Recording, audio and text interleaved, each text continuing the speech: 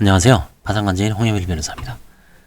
이번에는 회생위원 직무편람 중 개인회생위원에 대해서 한번 알아보겠습니다.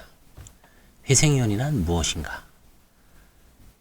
자, 회생위원 직무편람이라는 책을 딱 보고 이거 혹시 일반회생이나 법인회생 책 아니냐라고 오해할 수 있는데, 법인회생과 일반회생은 회생위원이라는 제도가 없습니다. 그때는 관리인, 그렇죠? 관리인 내지 관리위원이 있습니다. 그래서 회생위원은 개인회생에만 있다라는 걸 알 수가 있죠. 회생위원은 법원의 감독을 받아 채무자의 재산 및 수입의 상황, 개인회생 채권의 존부 및 채권액 등을 신속 정확하게 조사하고 변제 계획의 수행을 감독하는 등 개인회생 절차가 적정하고 원활하게 진행될 수 있도록 법원을 보좌하는 업무를 수행하고 있습니다. 회생위원의 선임, 법원은 관리위원회의 관리위원, 법원사무관 등 변호사, 공인회계사 또는 법무사의 자격이 있는 자, 법원주사보, 검찰주사보 이상의 직에 근무한 경력이 있는 자, 은행법에 의한 금융기관에서 근무한 경력이 있는 사람으로서 회생위원의 직무수행에 적합한 자, 채무자를 상대로 신용관리교육, 상담 및 신용회복을 위한 채무주정 업무 등을 수행하는 기관 또는 단체에 근무 중이거나 근무한 경력이 있는 사람으로서 회생위원의 직무수행에 적합한 자, 1에서 6에 해당하는 자에 준하는 자로서 회생위원이 직무의 수행에 적합한 자 중에서 회생위원을 선임할 수 있습니다. 2012년부터 법원사무관 등이 아닌 회생위원을 서울회생법원과 인천지방법원에 선발하여 업무를 수행하게 하고 있습니다. 또한 전임회생위원 제도를 신설하여 2015년 5월부터 수원지방법원에서 운영하고 있고요. 서울에서도 지금 전임회생위원을 운영하고 있습니다. 전임회생위원은 회생위원 되자마자 아무것도 못합니다. 변호사도 퇴직이 아니라 사업자 등록도 반납하고 그야말로 전임, 회생위원만 전적으로 그 일만 하고 있다. 그래서 전임이라는 게 붙은 겁니다. 서울에 한 10명 정도 되는 것 같아요. 서울에서는 이제 전임 회생위원이 100%죠. 한편 회생위원이 선임식에 관하여는 아무런 제한이 없습니다. 따라서 개인회생 절차 개시 신청이 있는 때로부터 개인회생 절차가 종료될 때까지 선임할 수 있는데, 실무에서는 신청 직후 곧바로 회생위원을 선임하고 있습니다. 당연하겠죠.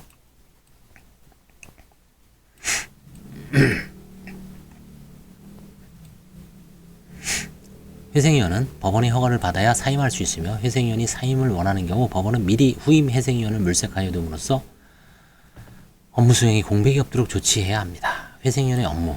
자, 회생위원의 업무가 뭐냐? 개인 파산 관제인 업무에 대해서도 배웠죠. 회생위원의 업무가 뭔지, 그래서 회생위원으로부터 조사를 당하는 개인회생 채무자들은 잘 알아둘 필요가 있죠. 회생위원의 업무가 뭐 하는데 나하고 무슨 관련이 있는데 한번 보겠습니다. 회생위원의 기본 업무. 회생위원은 법원의 감독을 받아 채무자의 재산 및 소득에 대한 조사. 조사가 위주구나. 2. 부인권 행사 명령의 신청 및 그 절차 참가. 3. 개인회생 채권자 집회의 진행. 4. 그 밖의 법령 또는 법률이 정하는 업무를 수행하고 있습니다. 2. 그 밖의 법령이 정하는 업무. 회생위원은 법원사무관 등에게 개인회생 채권조사 확정 재판의 결과를 개인회생 채권자표에 기재하도록 신청할 수 있고, 변제계획에 따른 변제가 완료되기 전에는 인가된 변제계획의 변경안을 제출할 수 있으며, 변제계획에 관하여 이의를 진술할 수 있습니다. 또한 회생위원은 채무재생법 602조 1항의 규정에 정해진 업무 수행의 결과 보고, 저당권 등으로 담보된 개인회생 채권이 있는 경우 담보 목적물의 평가, 목적물의 평가를 해야 되죠. 변제계획에 따른 변제가 지체되고 지체액이 3개월 변제액에 달한 경우 법원에 대한 보고, 이제 불수행 보고라 그러죠. 불수행하고 있는 사람에 대한 현황을 보고합니다. 변제계획에 따른 변제가 완료된 경우 법원에 대한 보고, 회생위원의 임무가 종료된 때 계산의 보고, 법원이 정한 기간 내 변제에 대한 이의가 있는지 여부와 이 내용에 대한 보고의 업무를 수행해야 합니다. 법원이 정한 업무. 법원이 정한 업무로서 중요한 것은 업무 수행 결과 보고서를 제출할 것, 변제 계획안의 인가 여부에 대한 의견 등이 담긴 집회 전 보고서를 제출하는 것이 있습니다. 자, 그럼 회생위의 역할은 뭐냐? 회생위원 업무의 특성. 개인회생 절차는 소극적 판단 장면에 그치는 법원의 일반 민사재판 업무와 달리 절차의 개시 및 변제 계획의 인가 결정뿐만 아니라 인가 후 약 5년간의 변제 계획 수행 및 감독 업무도 포괄하고 있습니다.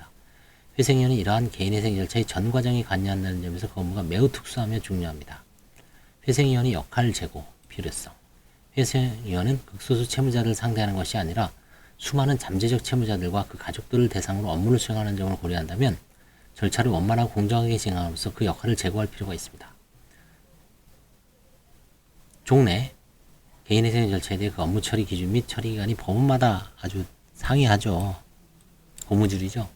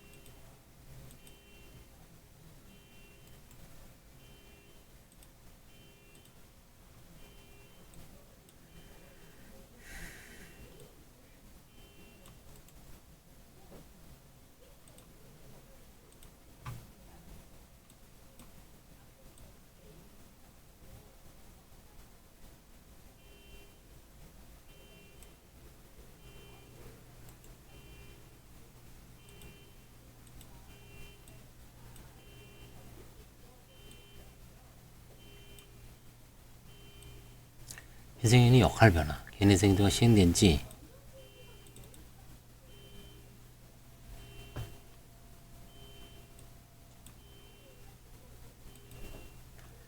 10년 정도가 경과되었으며 최근 개인회생 신청 사건이 증가와 더불어 브로커 등에 의한 제도 악용 조작 및 채무자의 도덕적 해이가 심각한 문제로 대두되고 있습니다. 이와 관련해 서울회생법원에서는 2014년 하반기부터 대응책을 마련하여 악용위험사건 중점관리제도와 브로커 체크리스트 제도를 시행하고 있습니다. 회생연은 제도 악용 및 브로커 개입 의심 사례에 대한 정부 수집에 동참하여 신뢰할 수 있는 개인회생 절차 이용 환경 조성을 위해 노력해야 할 것입니다. 신권 기록 검토 시 유의사항, 회생위원회는 기록 검토 및 채무자의 면담, 보전 공고 등을 통하여 채무자의 재산 및 소득에 대한 조사 업무를 수행하고 있습니다. 특히 신권 기록을 검토할 때는 아래 사항을 확인하여 관할 유무, 재산 및 소득 신고의 진실성에 대한 면밀한 조사가 필요합니다. 첫째, 개인회생 절차 개시 신청서, 주민등록표 등본, 재직증명서, 사업자 등록 등을 통해 관할이 있는지 확인해야 되고 중복 신청 사건인지 확인해야 됩니다. 그 다음에 가족관계증명서, 혼인관계증명서, 최근 5년간 주민등록표 등초본은 최근 2개월 내에 발급된 것을 확인해야 됩니다.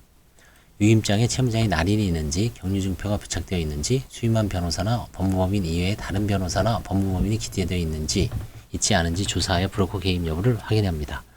보정서가 제출된 이후 대리인 변경, 기존 대리 사임서를 제출 후 새로운 대리인이 유임장이 제출 없이 송달 장수와 송달 영수인이 계속 변경되었는지, 보정서를 작성하여 제출하는 대리인이 유임장이 기재된 대리인과 같은지 여부를 조사해 브로커 개입 여부를 확인하고 있습니다.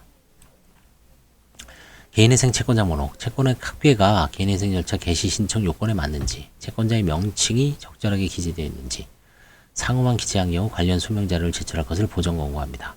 채권 발생일이 최근인지, 1년 이내에 발생한 채무가 과다한 경우 금지 명령을 보류할 것인지 검토해야 됩니다. 개인 채권자의 주소가 기재되어 있는지, 부속서류 기재가 맞는지, 별채권 및 채권 내역을 확인할 필요가 있습니다. 이런 거를 사실 신청 대리인이 이제 공부해야 되는 이유죠. 우리 같은.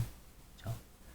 이런 보정이 자주 나오니까 애초에 처음에 신청할 때 제대로 해야죠. 그래야지 원만하게 빨리빨리 넘어가죠. 뭘 제대로 못하면 계속 보정하는데 아주 세월이 다 가죠. 부채증명과 채권자 목록 각 채권자명 원금액 이자액이 일치하는지, 부채증명은 발행일이 개인회생 절차 개시신청일로 기준으로 2월 이내인지, 중보 신청하면서 기존에 발급받은 것을 그대로 제출하는 경우가 있으므로 주의할 필요가 있습니다. 채권자 목록에 보증인이 있을 경우 부채증명이 기재되어 있는지 확인할 필요가 있습니다. 재산 목록, 그렇죠?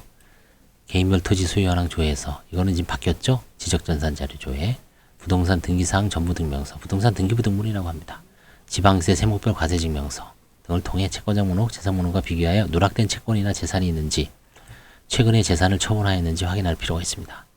예금 계좌 내역을 통해 다액의 입출금 거래가 있는지, 누락된 예금이 있는지 확인해야 됩니다.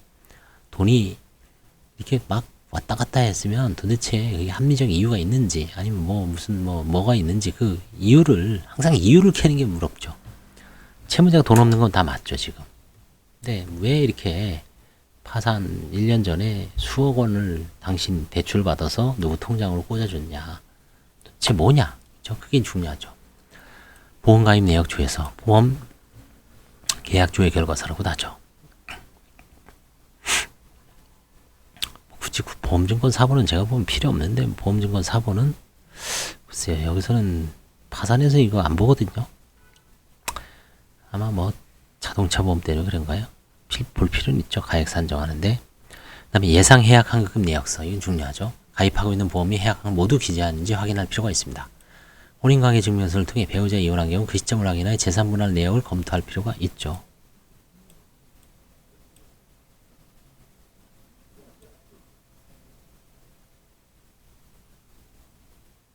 그 다음에 이제 국민은행 홈페이지 부동산 시세 확인 또는 국토교통부 홈페이지 아파트 실거래 정보, 공인중개사 2인 이상 시세 확인서, 자동차 등록원과 시가증명 자료, 인터넷 시가 자료를 통해 차량의 연식, 차종, 환가 예상액을 확인할 필요가 있죠.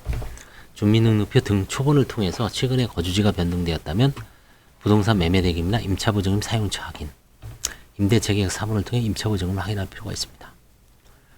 임대차 확정일자 신청서를 제가 관제인 업무 편람이나 회생위원 직무 편람에서 그걸 누락을 했어요. 임대차 확정일자 신청서가 되게 중요한데 그 내용이 좀 반영이 됐으면 좋겠는데, 그렇죠? 반영이 안 되고 있습니다. 지금 채무자의 수입 및 지출에 관한 목록, 재직증명서, 소득증명서, 소득금액증명서죠. 정확하게는 근로소득 원천징수 영수증, 급여 명세서, 사업자 등록증을 통해 월소득이 산정이 적절한지 확인해야 됩니다. 그다음에 부가가치세 과세표준 증명, 부가가치세 납세 의무가 있는 업자를 말합니다. 면세업자도 많죠, 우리나라에. 매입 및 매출처별 세금 계산서, 그렇죠?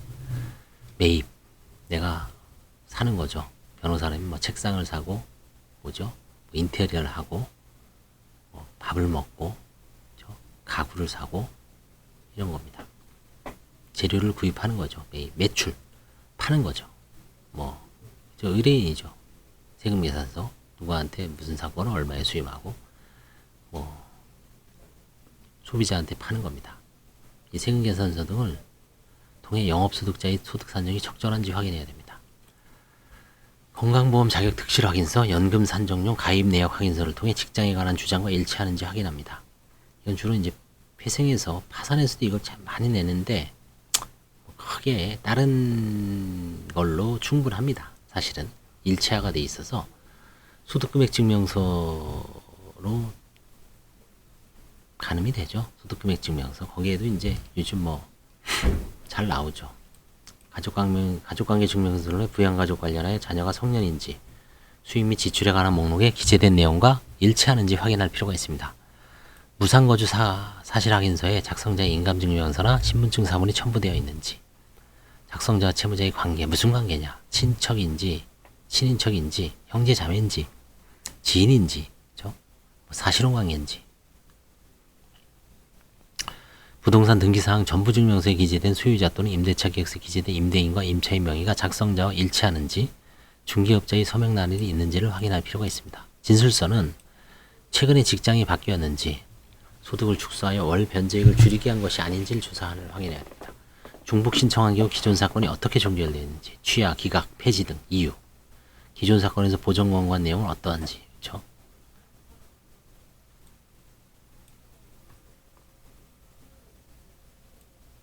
기존 사건 종결 후 그 사유를 해소할 만한 사정명령이 있는지 확인하고 금지 명령을 불허할 것인지를 검토해야 됩니다. 채무 부당 경위, 사치, 유용, 도박 등 확인할 필요가 있고요. 변제계획안, 변제계획표의 채권자명, 채권액이 채권자 목록의 내용과 서로 일치하는지 확인할 필요가 있습니다. 변제 예정일표의 기간별 변제액 합계가 정확한지 확인하고 청산 가치가 보장되었는지 확인할 필요가 있습니다. 이상 회생위원이 업무에 대해서 한번 쭉 살펴보았습니다. 감사합니다.